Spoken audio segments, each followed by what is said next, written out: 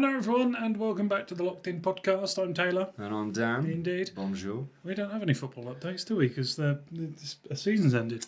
Yeah, no Westover ones, although we had a management committee meeting on the weekend. Did you? That was interesting. Why were you involved? That's a bloody good question, Tate. It's all come from me stupidly asking the manager 18 months ago, so halfway through my second season with them, and I said, what are your plans with this club? And he went, well, what do you mean? How far do you want to take it? Like, are you looking to go semi-pro and then potentially Southern Prem? Like, what do you want to do with the club?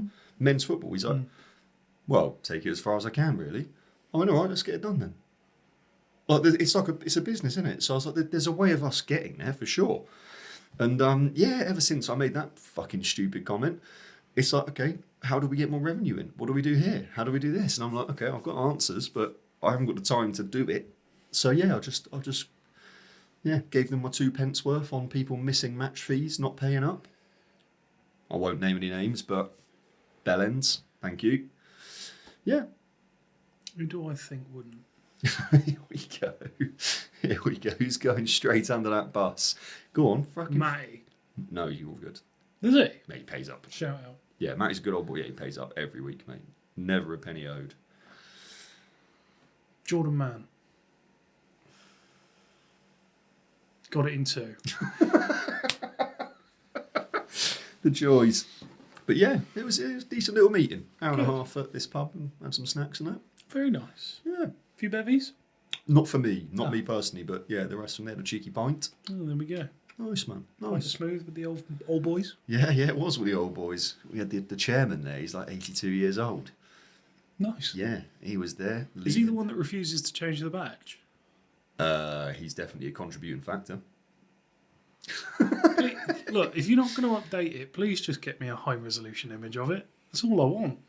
That's all I want. We can get that done. We can get that done. Of course we can. But yeah, mate. Right. Anyway, couple of topics. Not going to be a super long one today. The football world's dead at the minute. We are going to struggle for the next few weeks, but Transfer news. yeah, that's all it's going to be, and we're going to be 2 days behind everyone else. But you know, anyway. So the big news that's come out today is that the Lionesses' Euros winning goalkeeper Mary Earps has announced her international retirement, which is quite surprising. I mean, it's come a little bit out of nowhere. Even the manager, Serena Wiegman, I think her name is it Wiegman or Wiegman? Pronunciation. It's one of the two. I can't remember. Yeah. Even she's come out and said that it was a bit of a shock, her timing, because they're only 5 weeks out from a major tournament, and she's decided to do it now. I think this coincides. I mean, I'm not going to claim to be completely up with the news, but I think it comes with it being made quite clear that Hannah Hampton, the Chelsea goalkeeper, is now going to be the number one. She's 8 years younger than Mary Earps, and I think that the manager sees her as a bit of the future. So yeah, it's a bit of a shame really, because Mary Earps is only 32, so it's not like she's. Is that it? Yeah, it's not like she's on the way out. She's the starting goalkeeper for PSG. So Is she? yeah, Right. yeah, she moved from Manchester United to PSG last year. I want to say beginning of last season. Yeah. So it's come with a bit of a shock. But what I thought I'd sort of ask is, I know Dan doesn't know an immense amount about Mary Earps, but he knows that she won the Euros. And I thought it sparked quite an interesting sort of talking point of where does she rank in terms of England's all-time goalkeepers? Men's and women's. Yeah. England as a country. Gosh. Well, I mean, if you're going on accolades, what you got? Is it Peter Banks? Gordon Banks. Gordon Banks, Jesus Christ, or Peter Shilton. That's why I got those Yeah. two confused. I don't know. But yeah, Gordon Banks, obviously, he won it. He was He in won the goal World for the World Cup in Cup. '66, yeah. I think you've got, because it is the pinnacle. It's the pinnacle of football. I think because he won that, you've kind of got to give it to him. And then I think that Mary Earps would slide in a pretty second there. Yeah, that's what I was thinking, because I looked up the three that sprung to mind in terms of the men were obviously Gordon Banks, Pete Shilton and David Seaman, because I think that they sort of spanned England's heyday, apart from, if you exclude, I don't think the recent teams, although they've done well, I don't think they're enough yet. They haven't won anything, so it's difficult to put any of them in with a shout. Obviously, Seaman. Gordon Banks, Seaman didn't win anything, no. But he was part of obviously that Euro '96 team that was sort of England's resurgence. Like from 1966, it was their best chance of winning something until recently, and everything like that. I don't think anyone would be really putting Jordan Pickford above David Seaman. Personally, Well, I no. wouldn't. If we're going on accolades, it's a tricky one, isn't it? Because I would argue that Seaman had a better defence in front of him. I would probably argue that he had a better midfield in front of him, to then have less opportunities of shots against. So then you think of what Pickford's had to do in big moments. I mean, he's kept England in some of those quarterfinal, Oh, don't get me semi-final wrong. I'm games. not discounting No. him. I just think that For you I don't think he hasn't got the number of caps yet to get near sort of Seaman and Shilton. What's he at, by the way? I don't know. He's Do you got, look? I reckon he's at probably 50. He's got to be nearly at 50 caps. Because it was, who's pre him? Joe Hart. Oh, there was a couple, wasn't there, in sort of roto. Nick Pope was a little while and all that sort of shit. 2-3 games. Yeah. Jordan Pickford, England caps. I mean, there's so many different international Oh, games. Jesus, okay, he's got way more than I thought. 76? 75. Well, guesswork. Yeah, okay, no, ignore everything I just said. I think he has to go in with a shout because David Seaman has won the same number of trophies as him and actually has 2 less appearances. He's on 73. As if he's going to get any more. He's on 73. Yeah, vets. He's going to sign up to England vets. Yeah. Going to get him playing. So yeah, I mean, Shilton in terms of caps is untouchable because he's got 125 caps for England. So that's like, yeah, way more than anyone else. Pickford could do it. He's He young enough. could. I don't see it, but he could.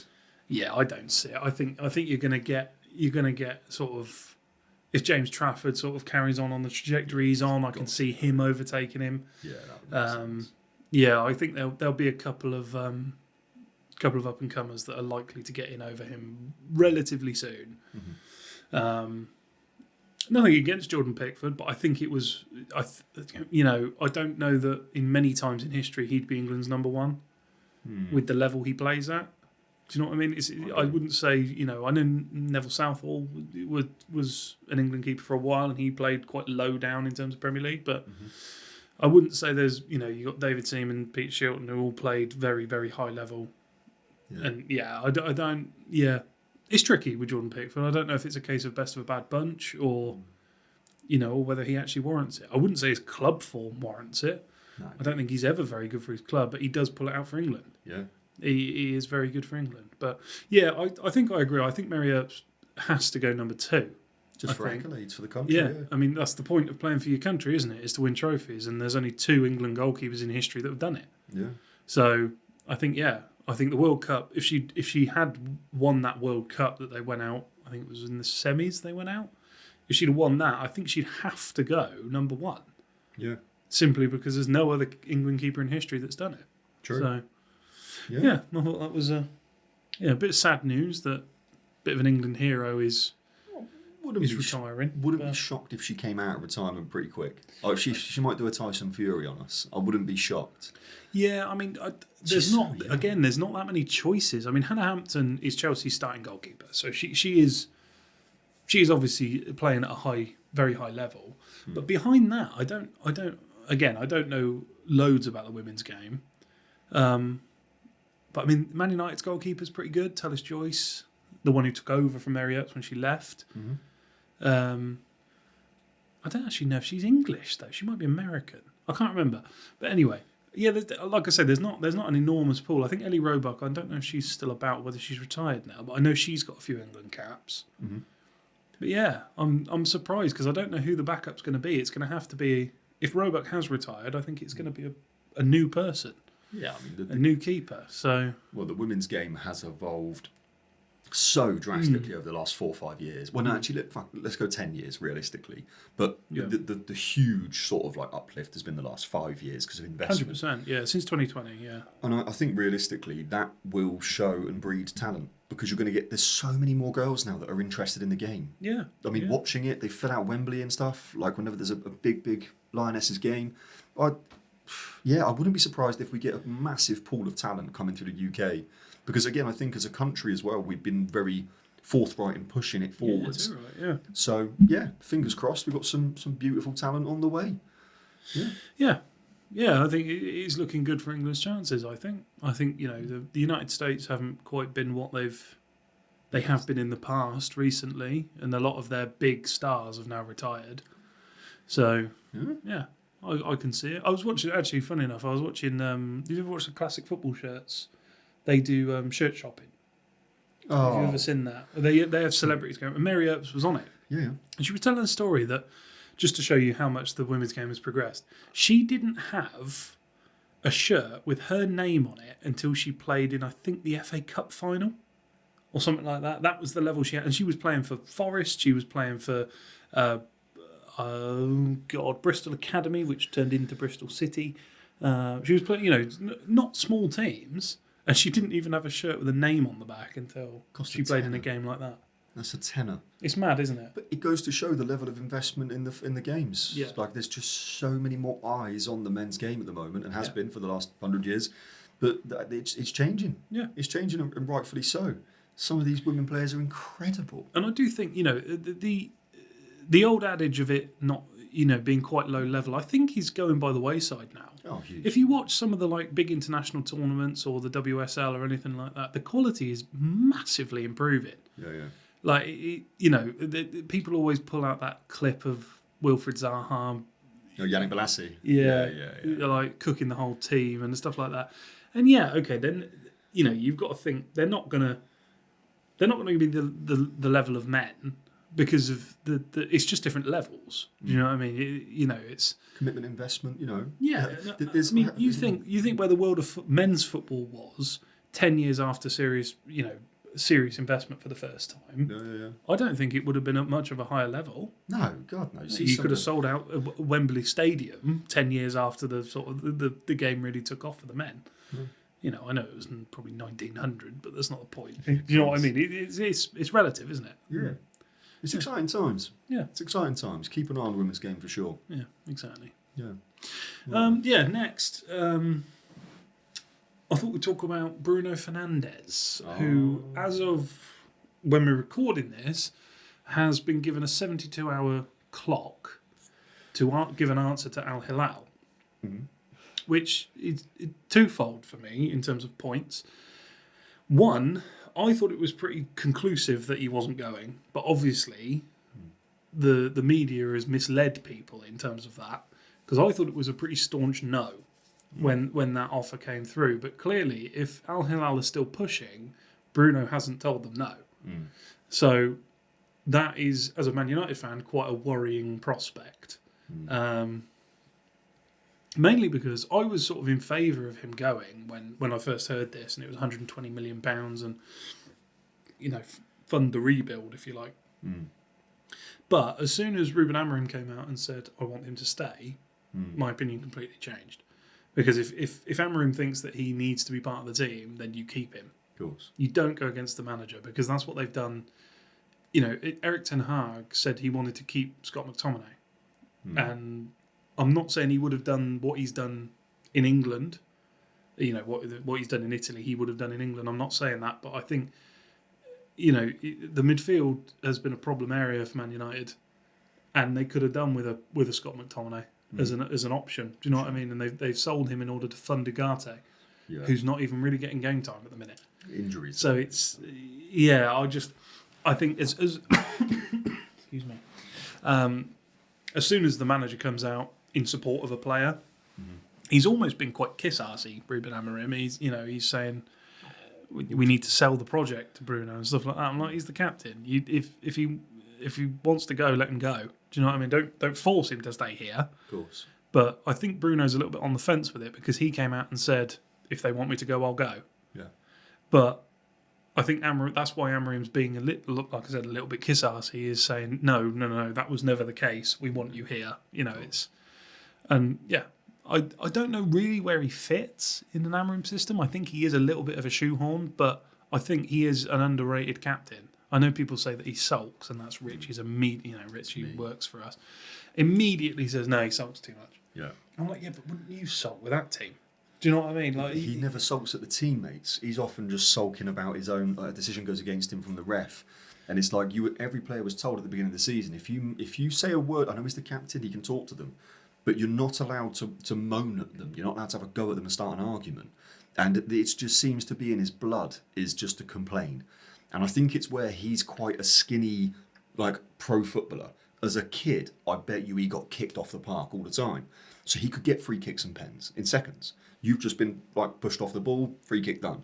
And he thinks it's going to relate and translate into men's. That's my only logic for why he does it. Otherwise, he's just got a stinking attitude. So I'm trying to give him the benefit of the doubt a bit. But for me, as an ex-United fan, I can see the value that he brings to the team. I'd be a fucking fool and an idiot to not look at the numbers. I mean, he's produced more numbers this year than Ødegaard, almost 2-1 in terms of goals and assists. His passing percentage his accuracy is down about 8% on Ødegaard, 7%. But for me, and that's actually one of my biggest factors for why I'm not a fan of Bruno, I feel like he has flair, but he doesn't have consistent flair. And quite often, he puts United on the back foot by losing the ball in an area that he could have just played a simple 5-yard pass. But rather than doing that, he wants to do this worldy outside of the boot switch, and it's just, okay, ball's gone. Now we lost possession. I think that was a problem more so under Ten Hag when they were lacking options, and he was having to play these I call them Hollywood balls, where it's just for the camera. There's no need to do it, and it was a problem. And I remember distinctly moaning about it because constantly Onana does it as well. Onana's supposed to be a ball playing goalkeeper. I haven't seen him pass it short in about 3 months. I haven't seen him just lumps it every single time. And not accurately very often. No, he had a lower kick accuracy than De Gea this season in terms of pass accuracy. He had a lower pass, which is the exact reason why De Gea was sold. Yeah, true. Anyway, but yeah, so you're torn, are you? You're not too sure whether he should stay or go. Simply because 100 million could potentially turn into sort of 300-400 million pounds worth of signings through amortisation. You know, you could spread. You know, you could do 20 million pound payments towards a 60 million pound player or something like that. Do you know what I mean? So I think the issue is if we were owned by FSG or Todd Bowley or anyone like that, I would guarantee that 100 million goes toward players. Oh yeah. With the blood-sucking cunts that we've got in charge. Where's the fucking beep? Oh, fuck them. I'll say it to their face. Stupid rat-faced twats. With those pricks we've got in charge, I honestly don't think the majority of the money would go anywhere near the playing team. No, it's unlikely. It's hard to see it happening. It's mad.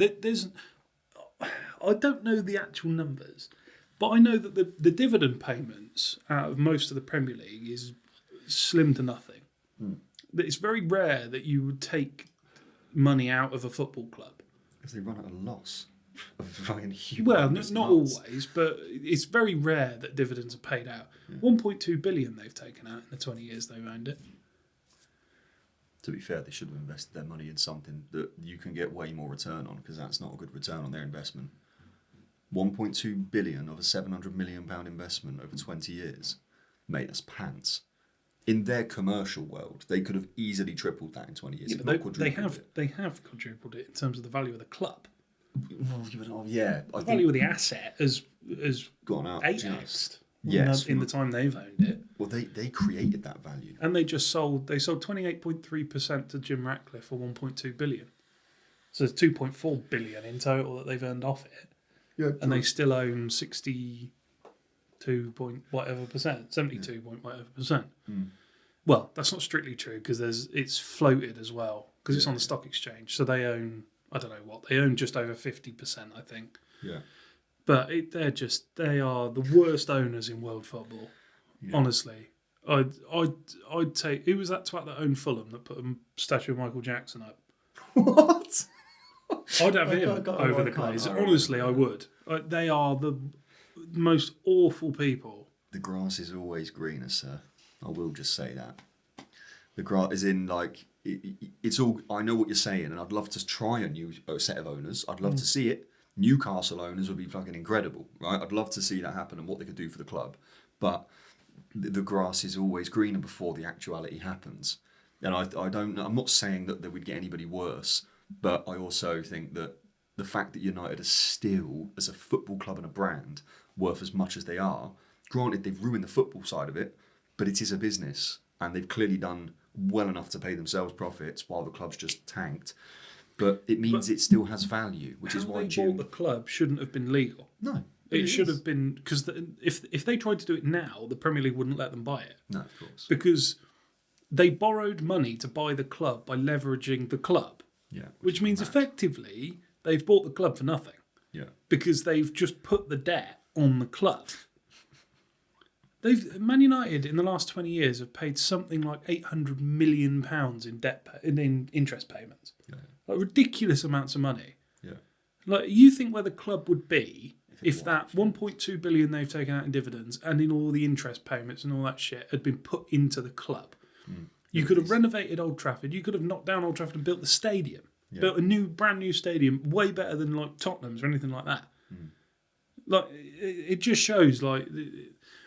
Because I think in the grand scheme of it, what they're waiting to do is waiting for this regeneration project, which is supposed to be happening around the Old Trafford area. Yeah. Because the club owns a section of land within the regeneration zone. Yeah. So once that regeneration zone is regenerated, they're either going to get a massive cash injection from Manchester Council to either buy the land or they're going to increase its value by regenerating it. Yeah. So I can see them playing the long game, waiting for that regeneration to happen, and then selling because the club will be worth 2x. No, 1.2 not to 1.5. quite, but yeah, it'll probably be worth £7-8 billion by then.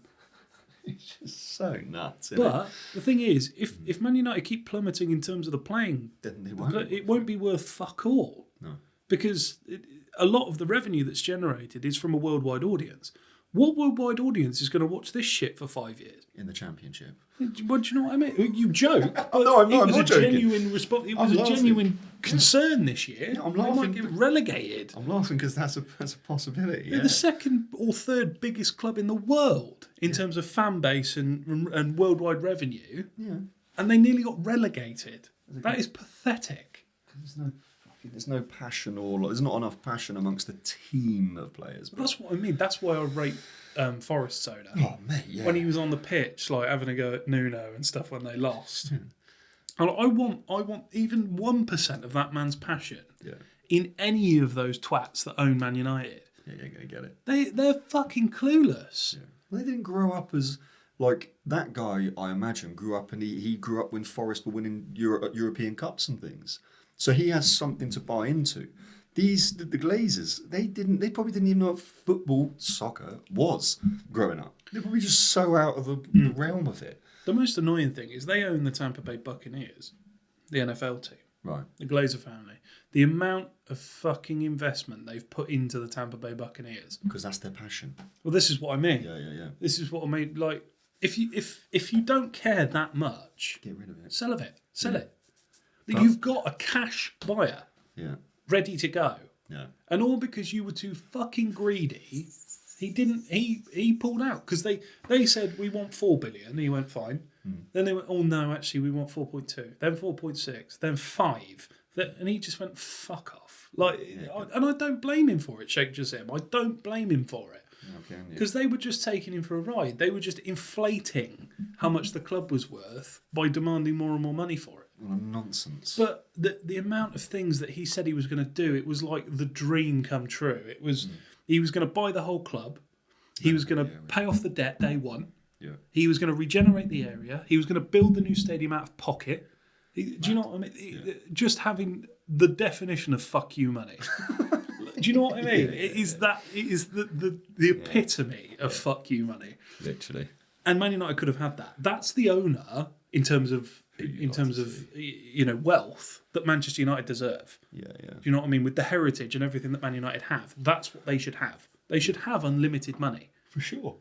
And they don't. They've been run on a shoestring for 22 years. Probably a shoestring now. The council spent £1 But billion in when 6 you years. on compare it players. to the teams around them, Yeah. it's a shoestring. Do you Yeah. know what I mean? No outside... The Glazers haven't put one penny in. not of their own money, but they This is have what I been mean. using But retained every year profits. they can put a maximum, I think, of £100 million in towards transfers. Yeah. This is outside of like regeneration and investment Yeah. into transfers. They don't put a penny in. They just recycle the club's money, which is fine. Yeah. But it's not very common that you solely rely on that for the entirety of running the club. There are aspects of it where the owner normally takes responsibility, and they haven't. You saw they've picked up a cash cow, mate. They kind of don't need to. Remember, I love the fact that obviously because you're a passionate United fan, they're not going to solve your problems with it because they're business people and they bought a business and they're going to run it like a business because they're entitled to do so. They found the opportunity, they took it, they've rinsed it. They've rinsed it at the expense of their fans enjoying watching that team play anymore. That's what they've lost. And they're going to lose viewership, in my opinion. I think a lot of people will just become disenfranchised with it. Why would you want to keep going to Old Trafford, spending 80 to 250 quid on a ticket, to then spend £10 on a pint and £6 on a snack, to then watch your team lose 4-1 at home? The theatre of what dreams? You mean nightmares? Like, Just it's a to joke. put it in perspective today, when I was going through the news stories for this, they played a friendly game in Malaysia today. Oh yeah, against some legends. Asian also it's like Asian but with an E. Yeah. It's weird. It's basically an all-star team, and there was like players from the Thai league, the Vietnamese league. There was a couple of Australian league players.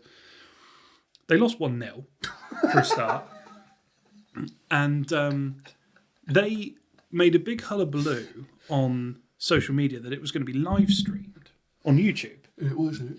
They live streamed the whole of the build-up, Took the game. and then they played 50 seconds of the game, and then the live stream went to a screen that said sign up for MUTV. Wow, you muggy little buggers. Twats. Why are you doing that? It was like a drink. After this season, do the fans not even deserve to watch a bullshit game for nothing? I mean, to be fair, it sounds like it did them a favour. Number one, a boring Well, game no, at I 1-0, know and they got that, dicked one.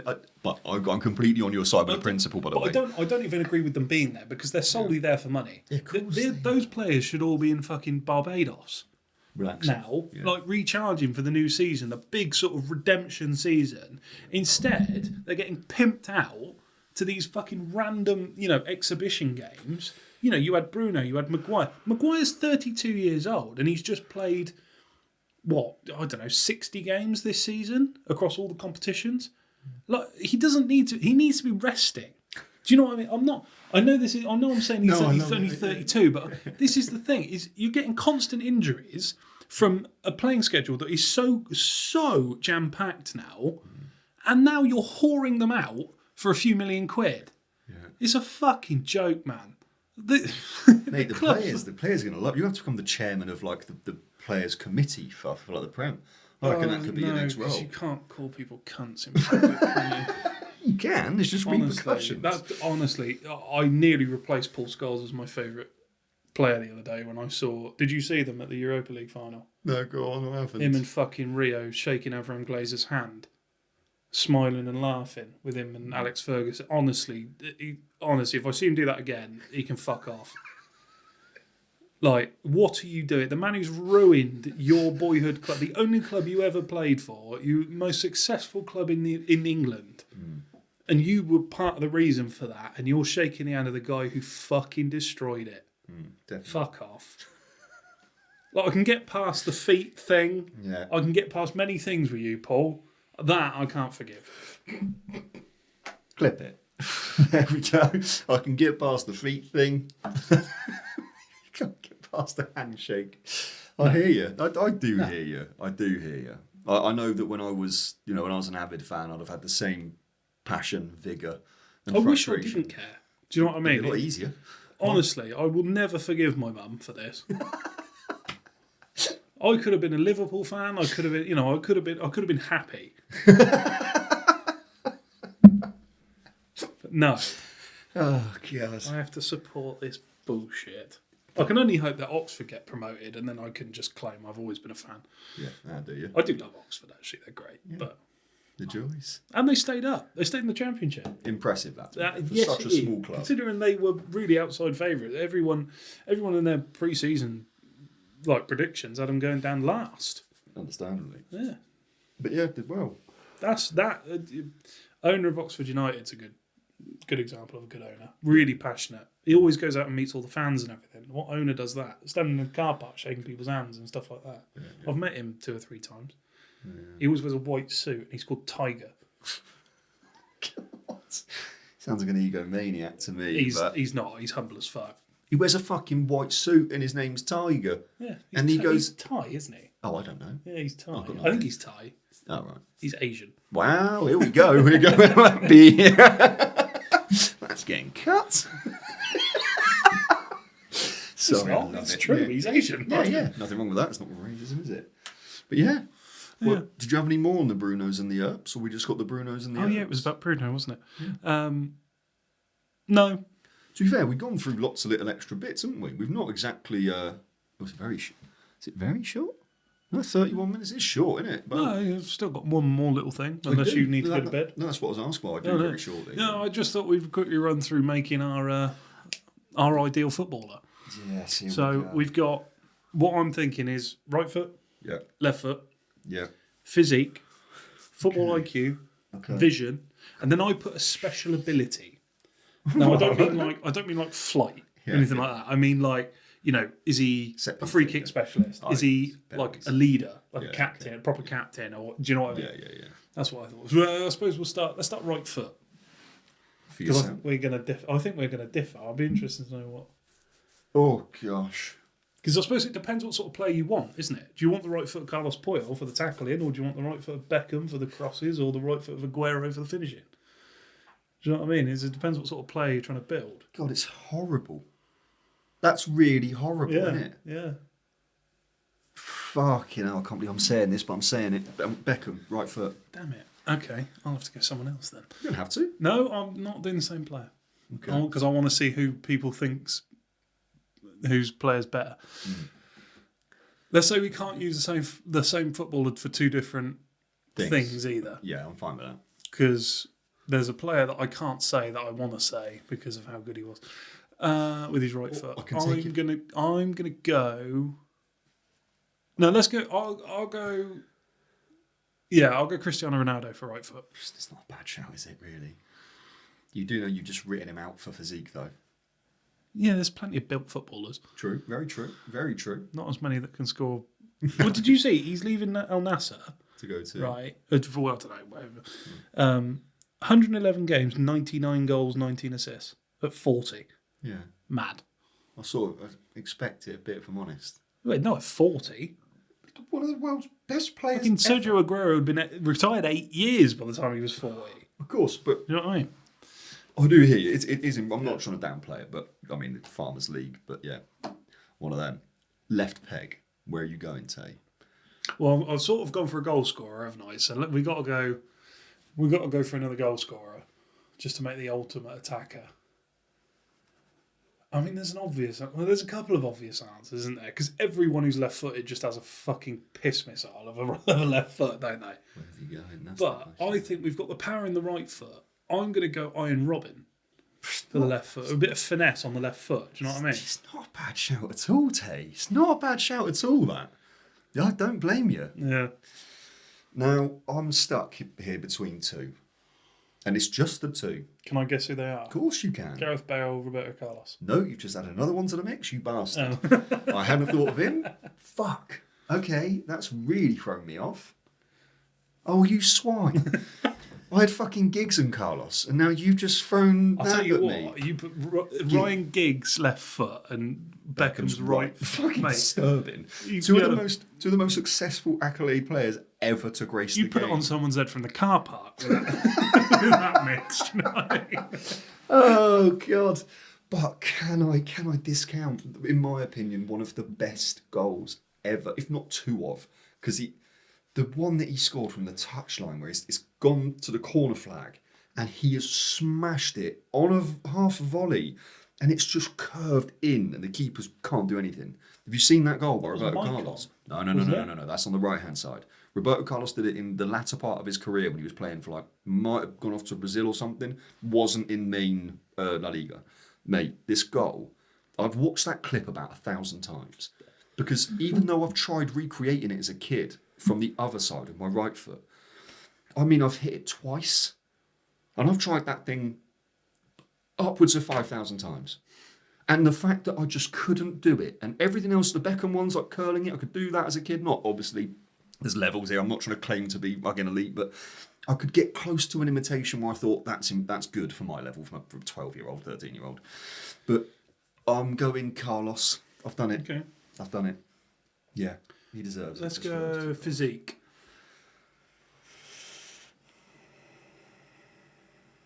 Because you want the big and strong, or do you want little and slender?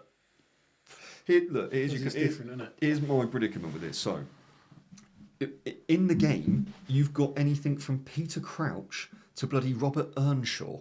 For those of you that can recall who that man was. Oh, yeah. But that man scored goals like nobody's business, even in the Prem. But I said this to you off cam, didn't I? That for me, the greatest player ever is Messi. Now, even though you would look at him and you would say it's a disadvantage, he made it his advantage. Now, that's where I'm thinking, do I go against the grain, or do I pick the finest specimen, which would be Cristiano Ronaldo? And I've already gone Ronaldo for my right foot. what, I can't use one of yours? I didn't use Beckham. Yeah, but what I'm saying is, if you wanted to go for special abilities, you could pick Beckham for free kicks. Oh, okay. That's All what right, I thought we were I'll doing. let you have it then. Because I'll go Ronaldo then for the physique. Okay. Yeah. If you go Akinfenwa. I'm not going to. No, there's a chant about the one I want. Adriano. Oh, okay. 6'5", hard as fuck. Zlatan Ibrahimovic, he is our Swedish hero. I can't knock you for it either, because he used his physique to his advantage throughout his whole career, and he was an absolute beast. On a free from PSG, he is our fucking hero. I take it you're sticking with Zlats then. Yep. Yeah, not a bad shout. So I've got Ronaldo's right foot, Yeah. Iron Robin's left foot, and Zlatan Ibrahimovic's physique. It's not bad that. And I've got Beckham, Giggs, and no Beckham, Roberto Carlos, and Cristiano Ronaldo. Okay. Football IQ. Now this is horrible. So bear in mind we have vision as one as well. Oh, okay. So football IQ is overall as opposed to passing vision. Cristiano. No, Ronaldinho. Sorry, Ronaldinho. Ronaldinho. In terms of, for me, like I've said this before, he's the only footballer I've ever seen that it looks him and Maradona. Granted, okay, I've got to put him in the conversation, but oh fuck me, I didn't even think about left foot. Oh my god, I've missed out Maradona. What have I done? I've done it now, so fuck it. It's done. I know what sort of player I'm building, and it's not Maradona. So. Well, no, 6'5" for crying out loud. Oh, this fucking gets the Reds excited. Oh my god. Oh, yeah, Ronaldinho. I just think the way he graced football and made so many human beings love it because he loved it. His passion through what he could do with the ball in a split second with 3 players around him, megging them twice, because why the fuck not, doing kick-ups over their head. Uncomparable for me. He made me love football to the level that I love it. So I've got to give it to him. I mean, it's interesting, isn't it? Because football IQ, you think of people like Zidane. Pirlo, Zidane, Paul Scholes, people like that. But do you really want that sort of football IQ on what is clearly a striker that I'm building? Would you not rather see? I've got one that I think is slightly underrated here. Considering I'm building a striker, football IQ, I'm going to go Thomas Muller. It's not a bad shout. Just for positioning. And the man couldn't play football, but What? was always in the right position. You watch his finishing, he is so awkward with the ball. He can't run, he can pass, but he can't really shoot. But he was just always exactly where you needed him. Every single time. When it comes to sort of positioning for an attacking player, I don't think there's anyone better in history. Lowen. No, he isn't anything on Thomas. No, not compared to Thomas Muller. Thomas Muller, technically, is a terrible footballer. Brad is going to fucking unsubscribe, I'm telling you. Fine, He's gonna... fight me. He's gone. He's gone. In our conversations, he comes in, he goes, if he fucking talks on that podcast again, fucking Inter Milan, he starts going off on what I start cracking up. Oh, God. So, yeah, you're going Muller. Yeah. I can see some of your reasoning, but I would have to put about 15 players above him. Well, I'm strictly talking about an attacking player. If I was building a centre midfielder, it wouldn't be Thomas Muller. R9, Miroslav Klose, Michael Owen, Robbie Fowler, even if I'm But completely you've got frank. to think those players relied on other things to be in the right position. So you think R9 was very tricksy and very quick. So was Michael Owen. Michael Owen was lightning quick. What have you got for Robbie Fowler? Huh? Robbie Fowler's one of them. I just Yeah. don't think he's the same sort of player, but Robbie Fowler was quick. Yeah. And he was a very good finisher. Oh, one of the best ever. This is what I mean. Yeah, one of the Thomas Muller wasn't actually a very good finisher. He wasn't very quick. Do you know what I mean? must- He's you're not a saying- physical specimen. you're saying it must It's be IQ. just footballing IQ. He just is exactly where you need him. And that's what I'm saying. I'm not saying he's a better player than Lewandowski, because he's not. No, I hear what you're I'm saying. saying his football IQ is better. Fair play. I mean, again, we will agree to disagree, but I get it, and I do respect the decision. Yeah, I like it. Vision. Now, vision, I think, is solely passing, so you've got to go for someone who's good at passing. But well, you haven't got to. You could do fucking Chris Smalling if you really want to, but I don't think that's the This play. is so horrible. Fucking I'm going Tony to go. Hibbert. Oh, God, it's brutal. It is brutal. I've seen Scholes do things that I don't think many others can do.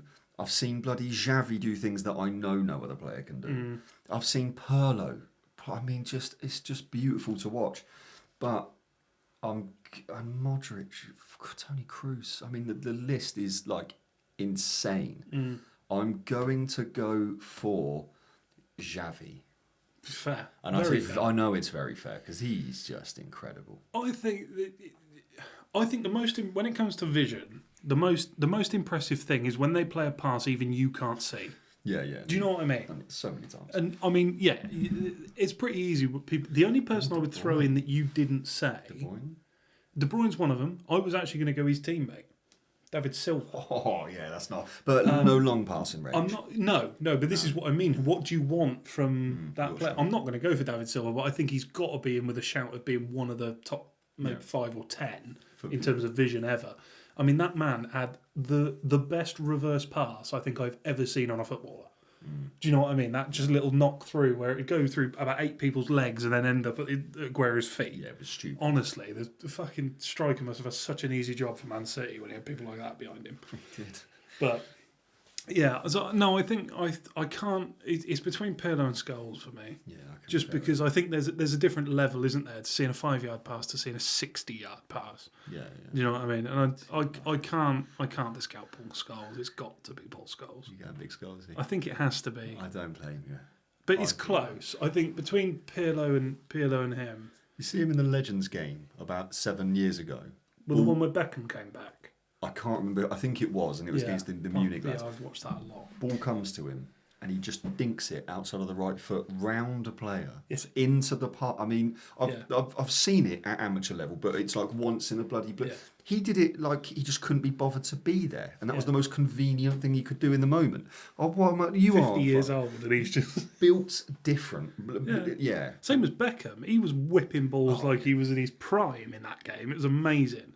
Remember, did you hear what his dad used to do with him, Beckham, at the park when he was a kid? Like to get him to be able to ping balls that far. No. He'd set up wheels like tyres, like 60 yards away. And you got to keep playing until you hit the ball through that tyre. And he'd be there every night for 2-3 hours, man. And I hearing that when I was like 9 years old, I was like, right, that's what I've got to do. So I'd go to the park and I didn't have a tyre, but I'd crossbar challenge. It's just levels, isn't it? Pinging it from as far as I could go back until I hit it, and then okay, further back, can I hit it again? But still, yeah, admirable, proper. Do you know, icon. that's funny actually. I did a similar thing. Obviously, we're slightly different ages, and I got into football quite late. When I was learning to pass, I don't know why I did this in basketball as well. Is I'd watch the people that I wanted to be like most people. Yeah. But I really analysed the technique, and the one that I found that worked easiest for me was Xabi Alonso. Yeah, I get that. Watching his technique of passing is how I learned how to pass. The way he would, especially for long passes, it's a weird thing to try and describe, but imagine this is your right foot. He's coming across it so that the first point of contact is on the instep of the right foot. The ball is touching almost the whole surface of the front of that boot before it's fully released. Yeah. That is what gave him the ability to spray anyway. But it's also, was one of my techniques, it only works in winter when you're not playing on a proper professional pitch where you daisy cutter. Oh yeah, I love it. You have to do the technique that he does because you need the backspin, but you just lean over it. Of course. And it's so satisfying when you hit a daisy cutter perfectly and it stays about that far off the ground for about 30 yards, and you just Heaven. Yeah, heaven. That's a little slice of madness. That is. yeah, but I think that's a good shout. And then I think we just go for a special ability. Would you what would you go? Would you go like free kick specialist, penalty specialist, leader? You know, does he have a billion Instagram followers? Oh God! I mean, I've built more of a retro player, slightly, because I've gone for the Roberto Carlos, barely retro. The fat fella joined the game now; he'd be just an icon. But you know, your Beckhams in the way that you hit the ball, that's now kind of not done so much. There's now way more kind of manipulation rather than just one-way curve. I'm torn here between either having the captain mentality of a Roy Keane, which I've always been obsessed with, I love that, or the fucking angry little bastard Gattuso. There's something about that player in your team that you know you don't deliver, you don't put max effort in, your head is gone, sunshine. He's going to rip it off and eat it. Yeah, I call it bulldog mentality. Yeah, and I love watching it. But if I'm going to... The other one I'm thinking is Juninho. Pembenuka, whatever his name was, the one that scored 49 free kicks or something in his professional career against the elite of the elite. That is a much higher free kick record than Beckham, but I've got Beckham and Roberto Carlos's left and right pegs on my player, so I'm going to have to ditch the free kicks. Is it an Ivan Toney penalty? No, it's not, no. Yeah, we're going Roy Keane. Did you? I'm going for leader mentality. I value that so highly in a player that I want that. I want that in my... I want him to be an example. I am torn on this for either shithousery Duncan Ferguson. or not physical abuse shithousery. I mean like Neil Mopay or something like that who just gets in their head. Do you know what I mean? Like proper, just annoys them. Martinez. You want to go Martinez the keeper? Yeah, exactly like that. Yeah. Or do you go penalty specialist? Because there's nothing worse than having a penalty taker you're not sure about. Who are your left and right foots again? No, but if they haven't got a penalty mentality, maybe they can't take penalties. You don't know, do you? Trying to think about who the players were to see if they did. Who the fuck was your right foot? Ronaldo and Robin.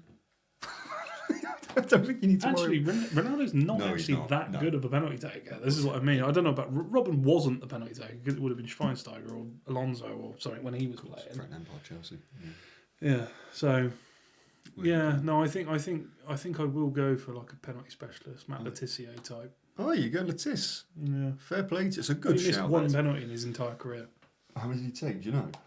No, but only to miss one, that's pretty good. Yeah. If he only took one, yeah, then it's it's fucking not, awful. not great. But He was the designated he saint. was the penalty taker for Southampton for probably 12 years. So you're not... No, Ivan Toney. Ivan Toney's a good penalty taker. Don't get me wrong. One of the best, yeah. Yeah, but I don't trust his run up. No, I don't like it. I don't like it either. But it works. Yeah. But the thing is, if you get a keeper who knows what he's doing and just waits as well, like Jan Sommer. Jan Sommer's the master of this. Is he can make his legs look like he's diving one way and still dive the other way. Yeah, it's impressive. Suddenly, though, that Bruno, Jorginho, Ivan Toney type technique just don't fucking work. So Gone. yeah, I'd rather a fucking Troy Deeney take it and fucking lump it, take the net off. Like, do you remember the Chelsea CDM, Jeremy? I think Jeremy, I've told you. yeah. I think I told you this story before. Was he a midfielder? Cameroonian, yeah. I thought he was a centre back. He, mate, he took a pen in AFCON. We're going back like 14, 16 years now. I've never seen a penalty like it before. I'll never see one like it again. No word of a lie. He put the ball down. He went back to the edge of the semicircle at the centre circle. And he just bloody sprinted at this ball. He's hit this thing. I've never seen a ball hit. Somehow it's not in the records for hardest or fastest ball struck. Mate, the keeper, it went just above the keeper's hands. There's no keeper alive that is stopping what he did. It was ridiculous. That David Luiz, I always rated how I still don't know how he takes free kicks because he side foots it. Yeah, it's doable. It's really weird how he takes free kick. But that one for Brazil Oh, yes. against, I can't remember who it was. It was in the World Cup, wasn't it? Yeah. 2014 World Cup. Who were they? That is still probably up there with my top 3 or 5 celebrations. Yeah. Where he just like runs completely red faced, veins fucking coming out of his neck, screaming, going like this. That is up there. I love that. I love that so much. It was great, wasn't it? Yeah. Look at that. Anyway, That's there we go. two good players. You're going to put some little graphics up on the team? I can try. Yeah, but you know the little foot things they do? Yeah, that'd be lovely. And then we can see who wins. Yeah. Bonjour.